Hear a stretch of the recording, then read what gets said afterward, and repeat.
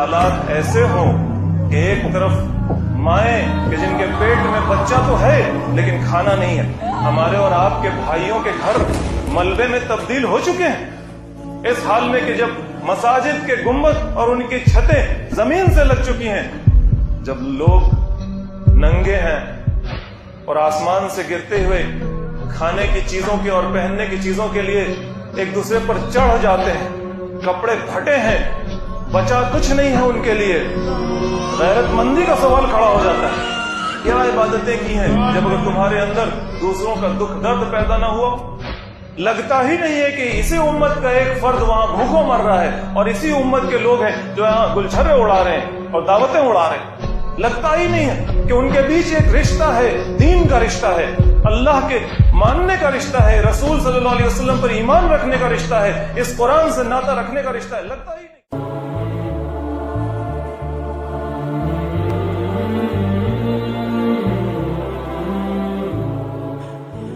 Supportive बात यह है कि फिजूल खर्ची भी हर हाल में नाजायज है, हर हाल में बातिल है। किसी भी मौके पर फिजूल खर्ची जायज और हक नहीं हो सकता। मस्जिद बनाने के लिए भी फिजूल खर्ची जायज नहीं है।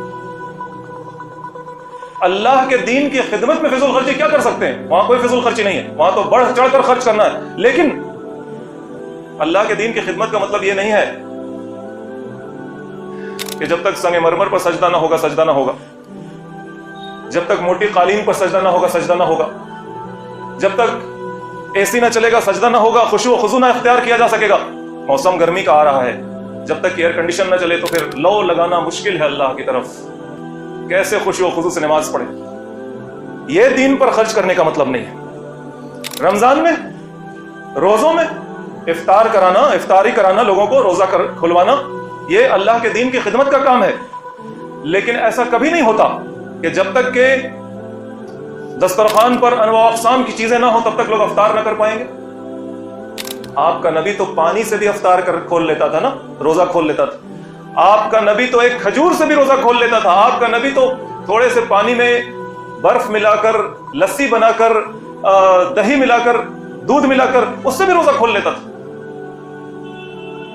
तो ये हाल नहीं होना चाहिए कि इफ्तार कराने में भी जब तक के पेट न भरे, जब तक के थाली न भरे, जब तक के दस्तरखान न सज जाए पूरे तौर पर, और जब तक के महंगे महंगे किस्म की चीजें ना हो, तब तक लोगों का इफ्तार कराने का फायदा नहीं होगा, सवाब नहीं मिलेगा। यह भी बातिल तरीके से माल हड़पना है, जिसका भी माल होगा। और ईद में जब तक के हजारों का जोड़ा ना बन जाए, ईद ना होगी और रोजे का सवाब ना मिलेगा, यह भी नाजायज है, यह भी बातिल तरीका है। और यह तो हर हाल में बातिल है। लेकिन अगर हालात ऐसे हों कि एक तरफ माएँ कि जिनके पेट में बच्चा तो है लेकिन खाना नहीं है ना माएँ? दुनिया में ऐसी माएँ हैं ना जिनके पेट में बच्चा है, जिनके छाती से लगा हुआ बच्चा है लेकिन उसके पेट में अनाज नहीं है। उस वक्त कोई इस तरह से खाए कि लगता है कि बस आज ही इसे खाना मिला है। इस हाल में खाना कैसा रहेगा? इस हाल में इफ्तार की दावतें उड़ाना कैसा रहेगा? वो भी तो माल से आ रहा है ना, वो दावतें इफ्तार भी तो माल से आ रही है। इस हाल में कि जब लोगों के घर मलबे में तब्दील हो चुके हैं ना, हमारे और आपके भाइयों के घर मलबे में तब्दील हो चुके हैं। इस हाल में अगर टाइल्स लगाई जाए, पिछली जमीन तोड़कर संगमरमर लगाया जाए, तो ये बातिल तरीके से माल हड़पना है ना, वो अपना ही माल है, लेकिन कितना बातिल तरीका है।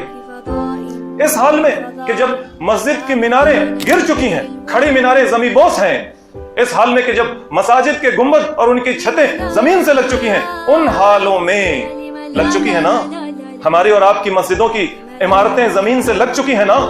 इस हाल में अगर हम अपनी मस्जिदों में एसी और कालीन और गुंबद और मीनार इसका ख्याल करें तो ये अपना माल बातिल तरीके से खा जाना है।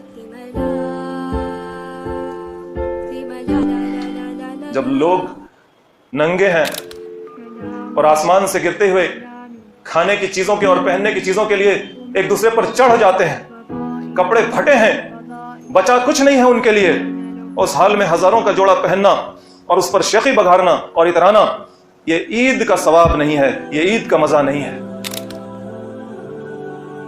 तो एक तो उसूली बात है कि अपने माल बातिल तरीकों से न खाओ, और दूसरी उसकी सपोर्टिव बात है कि फिजूल खर्ची हर हाल में बातिल है, और हालात के एतबार से तो इंसान के लिए और भी इसका बुतलान बढ़ जाता है, इसका बातिल होना बढ़ जाता है।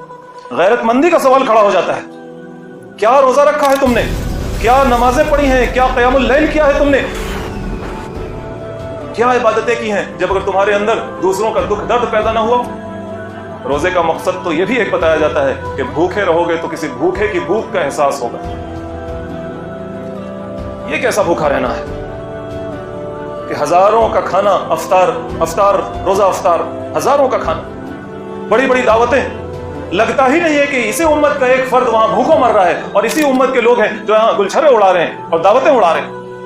लगता ही नहीं है कि उनके बीच एक रिश्ता है, दीन का रिश्ता है। लगता ही नहीं है कि उनके बीच एक रिश्ता है, अल्लाह के मानने का रिश्ता है, रसूल सल्लल्लाहु अलैहि वसल्लम पर ईमान रखने का रिश्ता है, इस कुरान से नाता रखने का रिश्ता है। लगता ही नहीं। ऐसा लगना नहीं चाहिए।